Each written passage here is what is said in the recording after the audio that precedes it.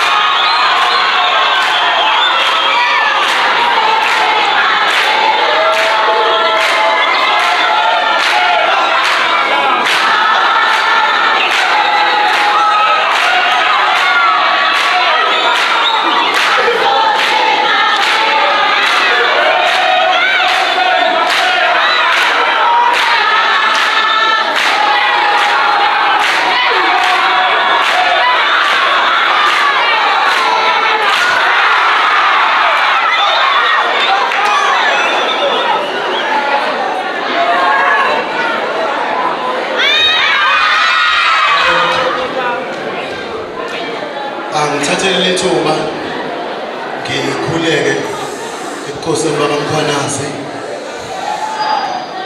Ngicela sibuyele simuphe indlebe, ngicela sibuyele simuphe indlebe. Ngibingelele ubaba induna uMkhwanazi.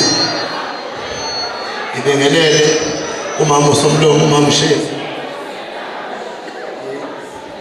Ngibingelele komama nobaba bakhona la ngaphakathi nodadewethu sanibonani. Mthakashana lokhuluma abafowethu niyazi ke makusuke kuziwe engomeni sisuke sizobulalana. Uma uzoqala udonsa inkulumo ezoba yinde kakhulu unentelezi ethi iya ngokukhathala. Nentelezi ethi iya ngokukhathala. Bafowethu ngizothatha ithuba ngibonga kakhulu ukuthi ngibizwe nami ukuthi ngizoba ingxenye yalo mcimbi. Ukhombo ukuthi kukhona engikwenzayo kuhle phambi kwabantu. So ubaba uLanga usekhuluma kakhulu baba uSothola. Mina nje bafowethu ngifisa ukuthi sibhekele indaba. Into ehlasele kakhulu izwe lethu kulezi insuku ipoverty, indlala, ukuhlupheka. Sizovumelana kuleyo ndawo.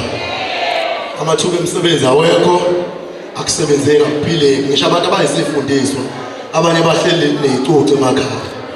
So ngizothi ke mina bafowethu masibuka impilo esikhathini samanje thina njengabantu abasha kubalulekile ukuthi senze izinto ezibizwa ukuthi amakhono. Mhlawumbe njengokuthunga kanje.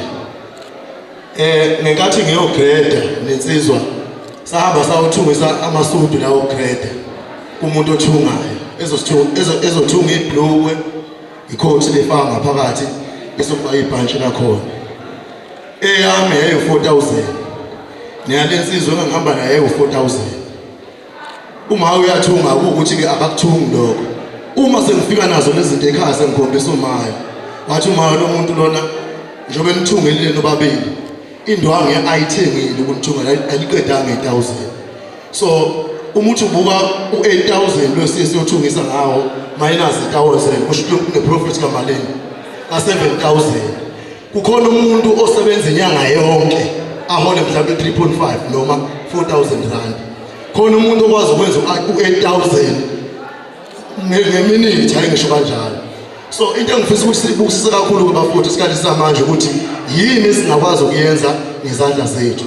So kule environment yethu yengoma sineyimbatata sithenga ngemali.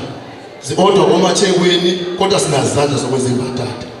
Sinamavest esigida ngawo siyawathenga. Nami ngiyawathenga yebo wathunga.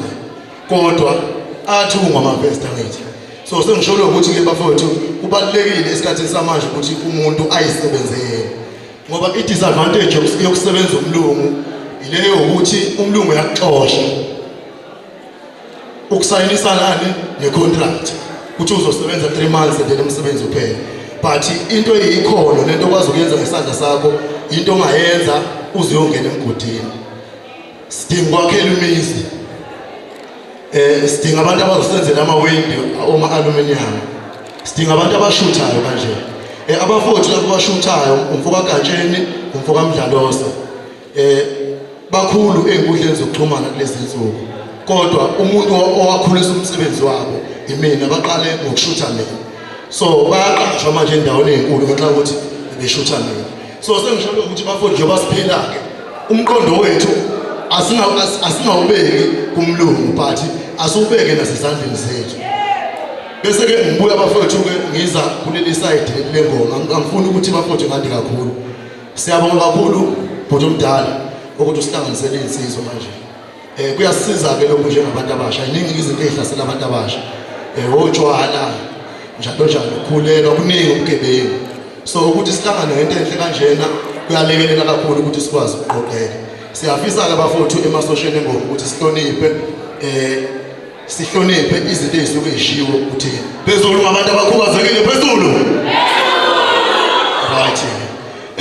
Engufisayo-ke futhi ngifisa ukuthi ngikubone kwanda noma ngibabone banda abantu abaphila nokukhubazeka ey'ntweni ze-entertainment noma ey'ntweni zokujabulisa abantu.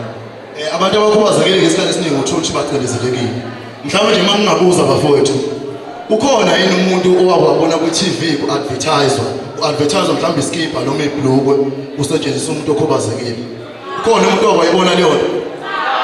But umuntu okhubazekile uyasithenga ngithi iskipha. So okusho ukuthi-ke somehow kukhona la bantu abaphila nokukhubazeka abasakhomba ukuthi becindezeleke khona. Kufana nakule ndima yoku-acta.